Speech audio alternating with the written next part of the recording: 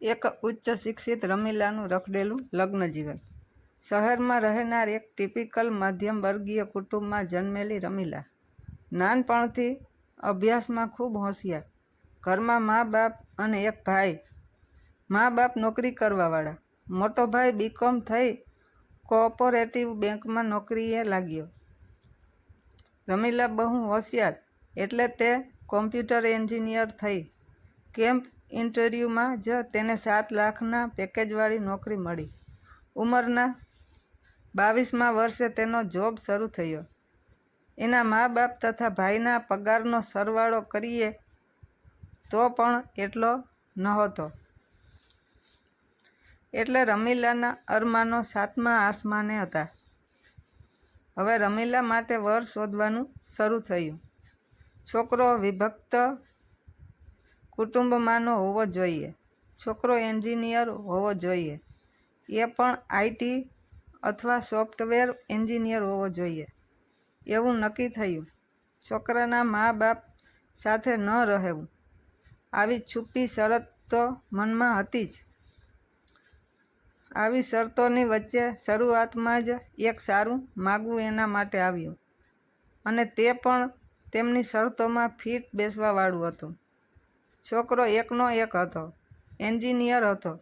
10 લાખનો પેકેજ હતો. દેખાવડો હતો. રૂવાબદાર અને વેલ સેટલડ હતો. એમના મા બાપ તેના ગામે જ રહેતા હતા. ઘણી બધી ખેતીવાડી હતી. કોઈ પ્રકારે અડચણ નહોતી. પરંતુ છોકરાની ઉંમર 28 વર્ષની અને છોકરીની ઉંમર 23 વર્ષની. બંને વચ્ચે 5 વર્ષનું અંતર હતું. રમીલાની માને આ ઉંમરનો તફાવત વધારે લાગ્યો. એમના મતે છોકરા અને છોકરીમાં 2 થી 3 વર્ષ કરતાં વધારે અંતર ન હોવું જોઈએ.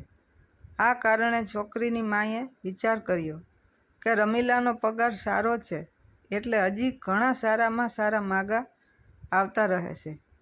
એવો વિચાર કરીને છોકરીવાળાએ છોકરાને નકાર આપ્યો. શરૂઆતમાં જ આવું સારું સ્થળ સામે થઈને આવ્યું અને આગળ ભરપૂર ચોઈસ મળશે એવી અપેક્ષા રાખીને તેમજ છોકરીનો પગાર પણ સારો છે એટલે છોકરો પણ છોકરી કરતાં વધારે પગારવાળો હોવો જોઈએ એવું એની માને લાગવા લાગ્યું. સમય જતાં છોકરીનો પગાર વધતો ગયો એટલે છોકરીની માતાની અપેક્ષાઓ પણ વધતી ગઈ.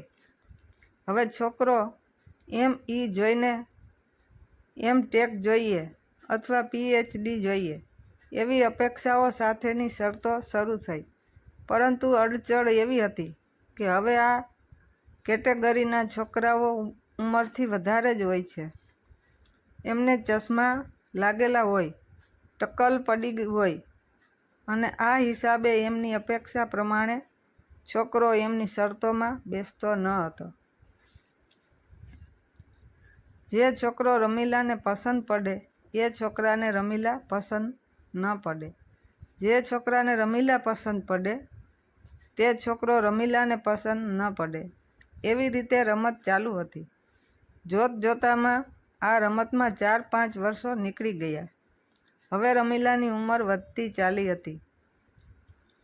એ હિસાબે હવે છોકરીના મા બાપે થોડું કોમ્પ્રોમાઇઝ કરવાનું રાખ્યું. હવે છોકરો BE હશે તો પણ ચાલશે એવી શરત રાખવામાં આવી. પરંતુ હવે રમીલાનો પગાર આ 5-6 વર્ષના ગાળામાં વધતો ગયો અને જે છોકરો જોવામાં આવતો એનું પેકેજ ઓછું રહેતું અને એ હિસાબે રમીલાની માને આવી શરતો મંજૂર નહોતી. સામે ચાલીને એક છોકરાનું માગું રમીલા માટે આવ્યું. તે રમીલા કરતાં વધારે કમાતો હતો. પરંતુ છોકરો બિઝનેસ કરતો હતો તથા સંયુક્ત પરિવારથી હતો અને રમીલા કરતાં વધારે કમાનાર હતો. પણ છોકરો બિઝનેસ કરે છે અને સંયુક્ત પરિવારના હિસાબે તેના મા બાપની અને અન્ય લોકોની અડચણ ન જોઈએ એવો સુપ્ત હેતુ મનમાં હોવાથી નોકરીવાળો જોઈએ એવું કહીને છોકરાને નકાર દેવામાં આવ્યો. હવે છોકરીની ઉંમર 29 વર્ષની થઈ અને એક મોટો ટર્નિંગ પોઈન્ટ આવ્યો.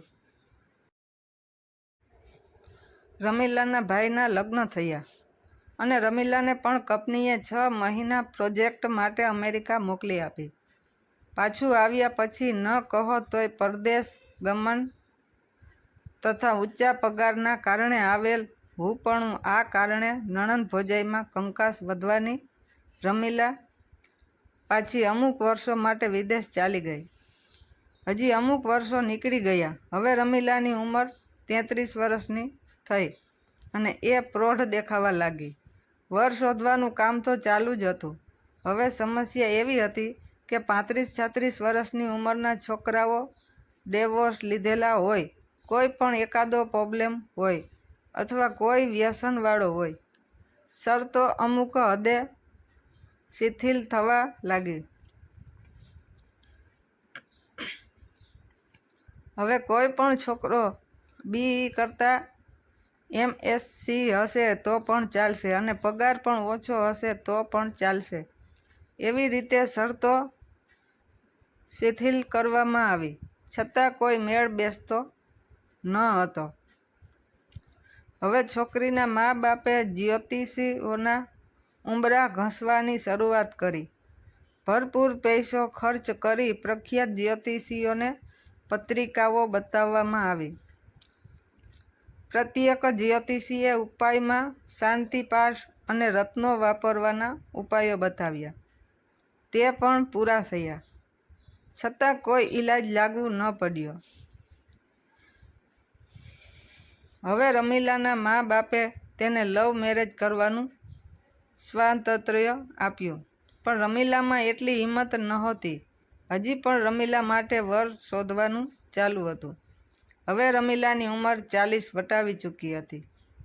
તેની પાસે પોતાનું સુંદર ઘર હતું, ગાડી હતી, ભરપૂર બેંક બેલેન્સ હતી, પણ આયુષ્ય ફેડફાઈ ગયું હતું. કાળજી કરનારું કોઈ સાથે ન હતું. હવે રમીલાના મા બાપ પણ ઉંમરના હિસાબે થાકવા લાગ્યા. છોકરીના સંસારમાં સાસુ સસરા ન જોઈએ એવું કહેવાવાળાને તેની વહુ જ સંભાળ લેતી હતી. હવે રમીલા એકલી પડી ગઈ. અહીં કોની ભૂલ થઈ? રમીલાના બાપની કે રમીલાના મમ્મીની? અપેક્ષા અને શરતોની આ રમત અત્યારે અનેક રમીલાઓના જીવનમાં ચાલુ છે. વિશેષતા ઉચ્ચ શિક્ષિત કુટુંબમાં આવી બહેનોની સંખ્યાઓ વધતી જાય છે. જેમના કુટુંબમાં છોકરીઓ છે તેમણે એ ધ્યાનમાં લેવું જોઈએ કે આપણે છોકરીને આખું આયુષ્ય સંભાળી નહીં શકીએ.